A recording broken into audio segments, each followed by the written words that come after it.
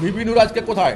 আজকে সাবেক প্রধানমন্ত্রী শেখ হাসিনাকে মা মা বলে একদম পা শুয়ে সালাম করছে এক সময়, আপনারা দেখছেন। ভিপি নুরের এটা একটা কালচারে পরিণত হয়েছে। ভিপি নুর একবার যা আটক হয়ে যায়, 5 ঘন্টা অবরুদ্ধ থাকে, আবার যেখানে সেখানে মাইর খায়, হ্যাঁ, তার অ্যাক্টিভিটিসের কারণে। উনি তো ওই ভিপি নুর আজকে কোথায়? আজকে সাবেক প্রধানমন্ত্রী শেখ হাসিনাকে মা মা বলে একদম পা শুয়ে সালাম করছে এক সময়, আপনারা দেখছেন।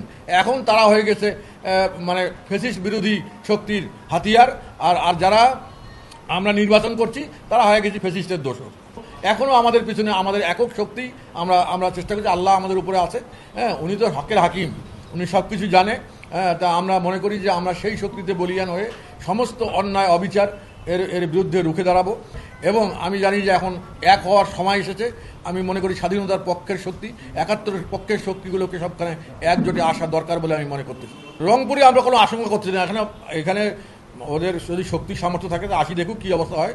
মনে করে না যে রংপুর জাতীয় পার্টি দুর্বল, একদম সবগুলোর হাত পা ভেঙে দিয়ে দেবো, একেবারে সব রাস্তা ফেলা দেবো। আসুক, শক্তি থাকলে আসুক।